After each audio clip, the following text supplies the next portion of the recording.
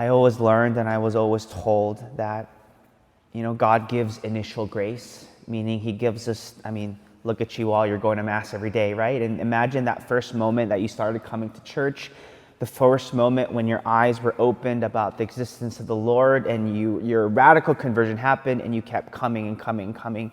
I was always told, even by my spiritual directors, is that God gives you grace and he wants to give you more, but you have to be ready for it. You have to be waiting for him. You have to listen to him. And the struggle and the temptation for us is maybe we become impatient. Maybe we're thinking, okay, God, give me more. I'm ready. But then in God's mind, he's like, well, you're not ready. Could be our stubbornness, could be our selfishness, could be our pride, it could be our sin, whatever it is. God desires to give us grace, but we're not ready for it. When you look at the first reading, St. Paul now is traveling. He's going to places where there's no more Jews around. It's literally all Gentile people. You can imagine people with different cultures, different faiths, different backgrounds, and he's going to preach. And now there's a woman named Lydia. In the first reading says Lydia, she's well-to-do because she is a business person selling purple dyes. We miss that. Purple dyes is very, very, very expensive. But it says here that Lydia was already a woman who loves God. Key word.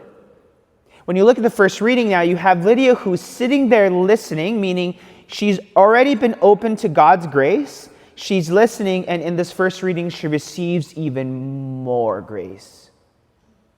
She's listening, Paul's preaching, and then all of a sudden she invites St. Paul and his companions into her home. More grace. The message for us is the same.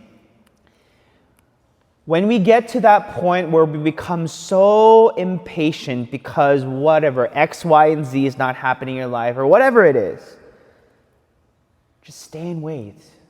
Listen. The question is, to be truly faithful means that even in dry times, even when moments we don't understand, even when we don't receive whatever you want to receive, God is using that to teach us valuable lessons. And I say this every single week. We don't deserve anything. I don't know if that makes you sad or upset. It's just reality, okay? The fact that we can even have Mass, the fact that we can even have adoration, the fact that we can even have confession all the time is a singular grace from the Lord. We don't deserve it.